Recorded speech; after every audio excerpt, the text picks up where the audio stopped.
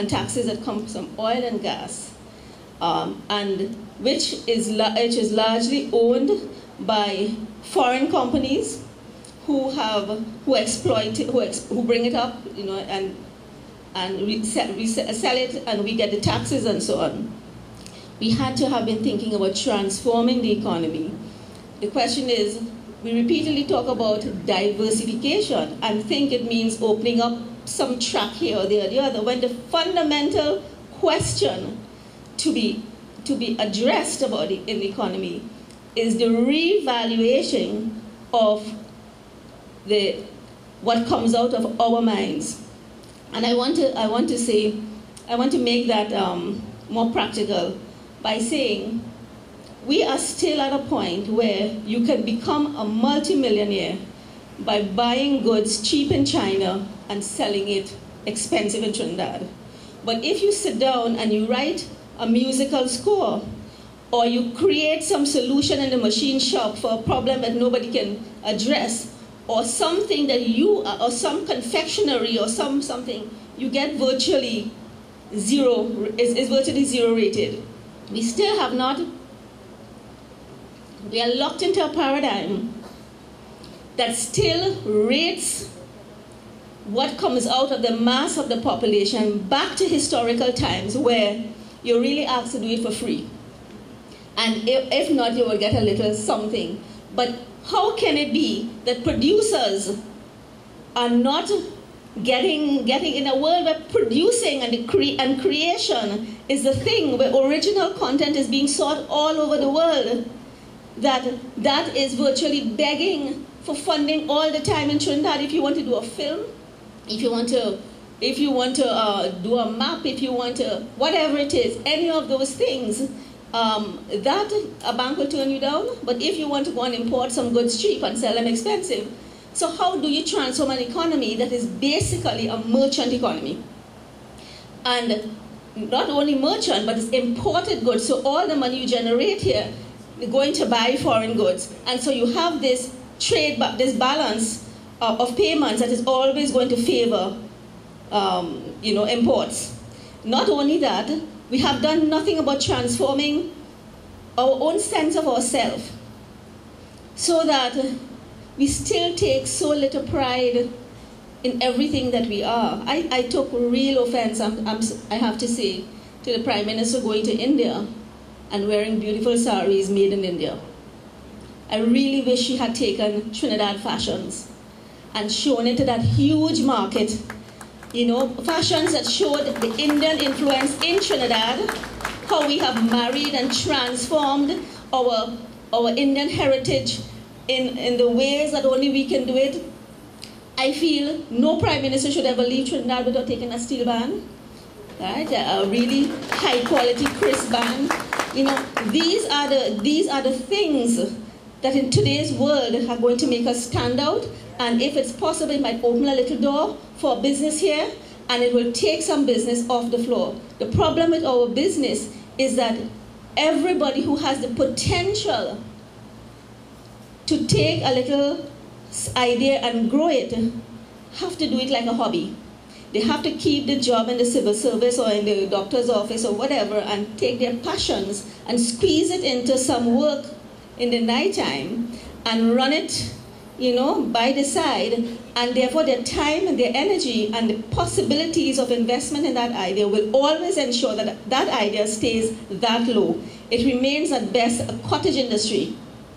We have not figured out how to transform that in such a way that's great ideas. If we put muscle, this is what government money should be doing. It should be putting muscle behind some great ideas. Some will fail and some will fly. But when they fly, that is what gets out there in the world. Okay, so I'm talking about these critical elements of the economy, the education system, the political system, as being three, and also the issue of the personhood as being critical failures, really, of the past 50 years. We have not addressed. It's as though independence came and we thought that all you had to do was to change the person at the top and we will be all right.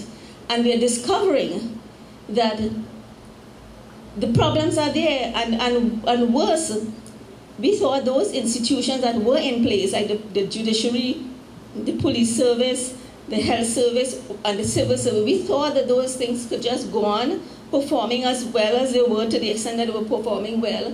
What is happening is that in our failure to transform them, they have run ragged and rotten and collapsed, and we still haven't replaced them. And so we are 50 years later, the general sense of decay that we are seeing, despite the money that we have, is really our failure to embrace the challenge of independence, which was to present an idea for the society and rearrange ourselves in such a way that we could deliver it in some kind of clear, organized manner.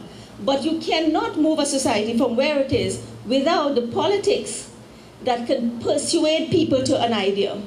And if you do not have that, this is politics at its fundamental sense is ongoing negotiation. You have to convince somebody. If it's politics is between you and your husband or your wife, is I have an idea and you have an idea, and we're going to talk it through, and you have to convince, I'm not going along because you're my husband, or I'm not going along because you're my wife. We're going to go along because we will discuss this and debate it. And one of us, if we're lucky, will convince. And if you have a stalemate, we have a stalemate. You're not going to say this is the idea and you're not bound to know I go on with it. That is not independence. And so the politics has lagged behind the possibilities. And it is the trade union movement that I'm arguing that is offering a template, a trade union movement, when it is actually functioning well, when it stays connected to its membership, when it dare not leave its membership for fear that it will get lost, that the leadership will get lost. Every day that must be the challenge. Am I in touch? Do I really know? Can I, when I go out in the world, am I really representing? And I'm representing if the person out in the back of me know what I'm going to do out there in their name. So that we have come to the point now where I think we are not in the safest of places. I think the consecutive attempts and investment of hope in the politics have been such failures and have bred so much cynicism. When I see the crowds, I see a crowd of cynics who are willing to say, I don't really care what you do, and we're not talking morality here or whatever, I don't have to like you or what you're doing, but I'm coming with you. And I think it's a reasonable position for many people to take, given their experience. People have been disappointed, first by Williams. That is what 1970 was about. They have been disappointed by the NAR, how quickly it collapsed. It collapsed in 1 year. They were disappointed repeatedly by Mr. Manning, which is why they went to the UNC. That collapsed, and now we're back here, and it's collapsed again. And so it's as though every effort we make to move forward, to move this thing forward, collapses on us.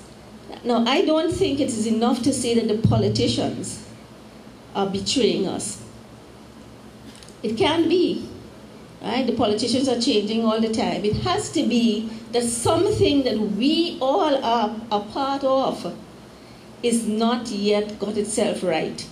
And I think and again I want to make the connection with the trade union, because if you are in a trade union, you pay close attention to what the union is negotiating on your behalf. When they go to say how many days off for sick leave and this and that, you're paying close attention when the company wants to cut back something and you want something and so on.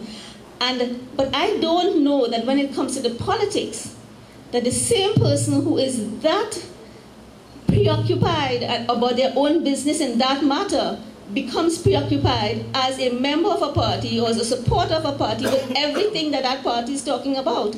Because if they were, you would look at those manifestos and say to yourself, their manifestos have nothing to say. Because all they are is pretty pictures and so on, and nice words like we will all be great and kind and loving and we will do the best we can and so on and so forth. You do not see clear-cut strategies, you do not see comparative strategies, and there's no discussion of clear issues in a way that it affects you, and you don't discuss it.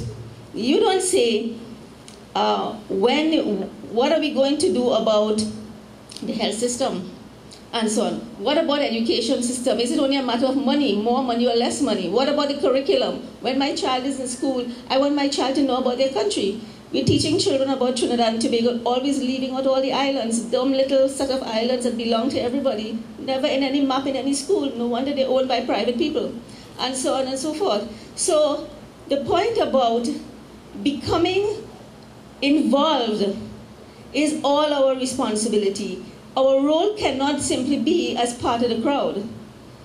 We should refuse to be a part of any crowd in a very, very fine detail, including where every cent is coming from.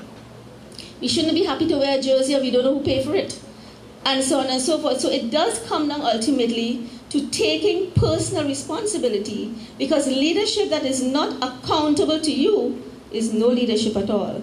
It is leadership that is capable, in being on watch, of running riot and destroying your own possibilities for the future.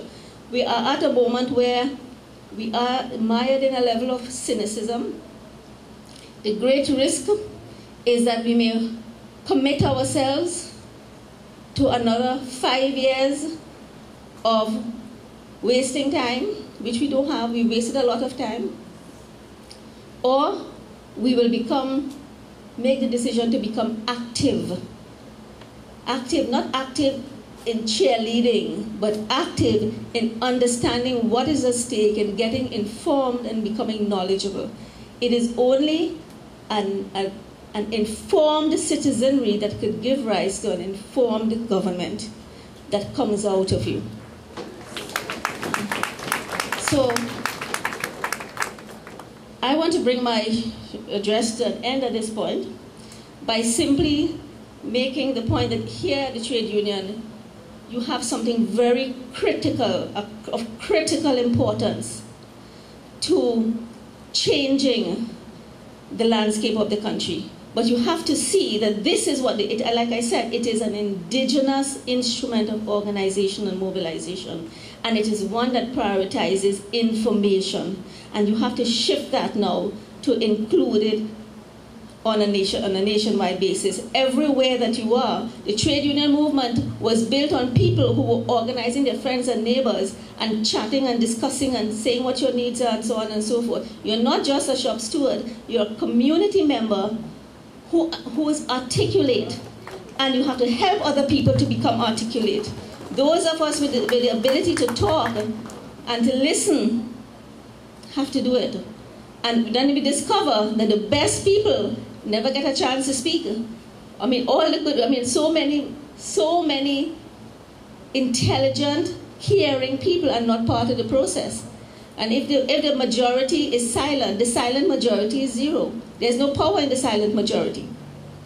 And so I leave you with that tonight, to congratulate you as well on your celebration here tonight and on your meeting, and to wish you the best in the future. Thank you.